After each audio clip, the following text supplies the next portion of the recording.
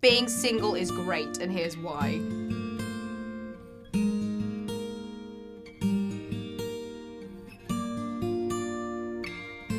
One boyfriend that I had, in the middle of the night before his birthday, I decorated basically the whole house with like hundreds of balloons and all the flowers and all the presents and like baked a cake. And by the time he came down, I was exhausted. He's like, hey, do you want to have some tea? I'm like, I'm gonna go back to bed. Happy birthday. Oh, that's really hard. The most romantic thing anyone's ever done for me would be, oh God, that's just really embarrassing. Someone actually, you know the bridge in Paris with the locks? I got a lock there. So you put the little love lock and you put that was pretty romantic. Oh, perfect date. It's not dinner. It's definitely not dinner. Let's go for a walk. You know, because when you're walking with someone, you get the truth out. I know that sounds really weird. I have it with my mates when you're like, oh, you got some stuff we need to talk about? Let's get on the heath. Let's like stomp it out, because then there's something that you can just get a lot of things out and then have a long walk and then end up in the pub. Because then there's not that, what do you order? How do you order? What food are you eating? Have I got something in my teeth? And it's all a bit, everyone's watching. Whereas you can kind of, you know, wander to somewhere lovely and then get a pint. Oh, so for mistletoe. I had a Christmas party once. I do like parties. And I basically, the way that I decorated my house was entirely with greenery and all, you know, wreaths and all that kind of stuff. And on the dance floor, I got the whole ceiling covered in mistletoe. So you couldn't see any ceiling, you could only see mistletoe, because I was like, someone needs to snog. Someone needs to get dirty on this dance floor. No one got off with each other. I was like, did it put you off having all of the mistletoe? I'm pretty for Valentine's Day, because if you're in a relationship, then it's an excuse to have a date night. And if you're not in a relationship, then it's an excuse to go out with your girlfriends and be like, being single is great, and here's why, and let's do something ridiculous on Valentine's Day. I sort of feel like it's a bit of a relic now anyway, Valentine's Day. Like, you know, I was 11 and you'd get like a chocolate heart from a boy at school. It's sort of, I don't know. It's an excuse for us to kind of do something on a particular day en masse. Leonardo DiCaprio, 100%. Yeah, probably still now.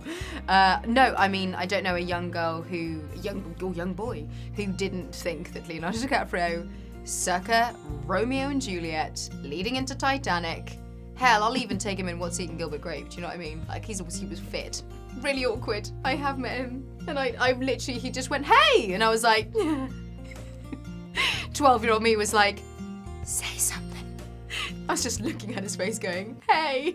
And every part of my brain was like, say another word! And I couldn't. So I just said, hey, 3 times and then just walked away. And he was like, cool. And I was like, can't do it. Just can't do it. Jack.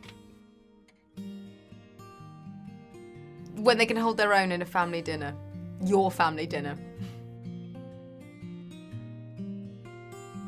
Well, it's weird. I'm obsessed with this George Michael song. He did a cover, If I Can't Make You Love Me. And just the whole song I think is so romantic. It's really sad. If I can't make you love me, then I won't. It's kind of, I know that sounds like anti-romance, but that's pretty romantic. A lot of his songs are about heartbreak though. So there's a lot of kind of, heartbreaking moments. So it's romantic for yourself, and it's sort of, you know, paying homage to the big stuff and love and romance.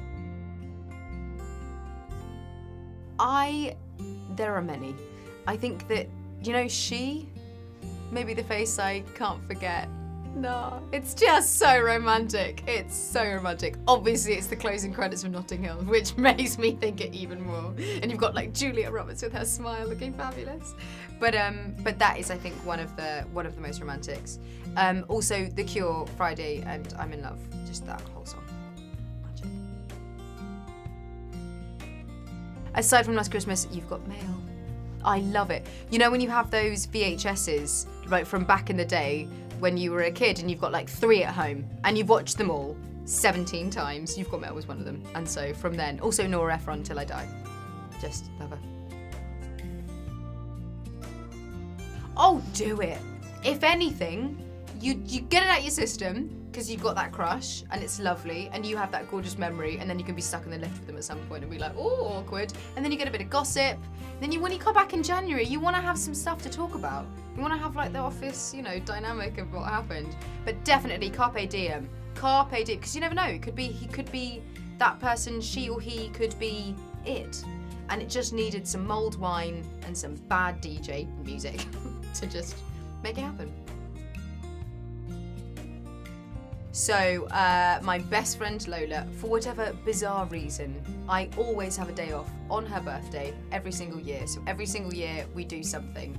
And this year I took her to a spa. The year before that, I think it was the year before that, I dressed us up as Clueless, and we went horse riding, and we did this whole thing. So yeah, it's always Lola's birthday that I'll always do something kind of, like that.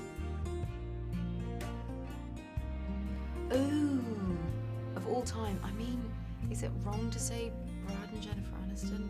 I know that they're not now, but they were so perfect. They just, And then currently, like Bey and Jay-Z, 100%. Like, it's just makes sense. It's just completely logical and brilliant and perfect. Emptying the bins, even though you know that it's not your turn. I think that's what love is.